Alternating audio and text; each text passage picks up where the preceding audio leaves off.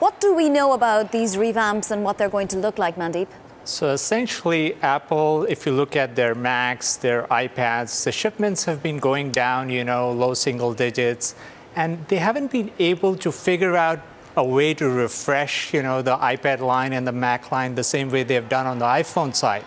In fact, I would say on the iPhone side, they've been able to drive up the ASPs. So I think they need something similar on iPads and Macs. And they just have to find a way to differentiate the form factor from the iPhone, because there's, like, if you're a consumer, what difference does it make if you're buying an iPhone versus an iPad mini? And that distinction has to be clearer in terms of features, in terms of software, in terms of applications, and I think that's what they'll be trying to do.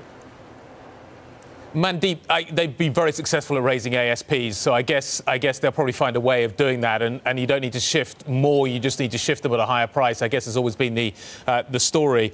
But the Surface Pro is a serious competitor in this space. What can they do to put this product in a very different place, particularly the pros, when it comes to the Surface? How can they differentiate themselves there? Yeah, no, that's a great point. And Surface Pro caters more to the enterprises. So what Apple really needs is an iPad line and a Mac line that caters more to the enterprise and, to drive up more of the office workers towards its iPads and the Macs. And I think that's where you have to probably play in with the form factor, drive up the memory, the storage according to the graphics.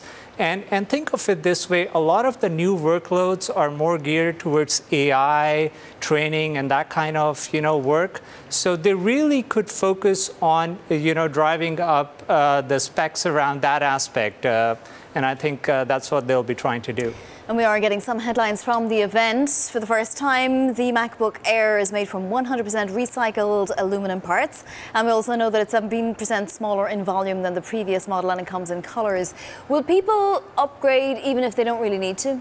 I mean, look at iPhone. They came up with the XR and the XS. They launched with X, but then they split it into two different form factors. And I think with different price points, the good thing is you get consumers who have, different appetite for paying up, $1,000 versus $800. The same thing could be done at the iPad. The key for me is how do they make that distinction clear between an iPad form factor and an iPhone form factor? And that, I think, is the one that's going to drive up the refresh cycle. At the end of the day, they have to find a way to drive the refresh cycle. That's what drives the iPhone shipments, that will drive the iPad shipments, and that will drive the Mac shipments as well.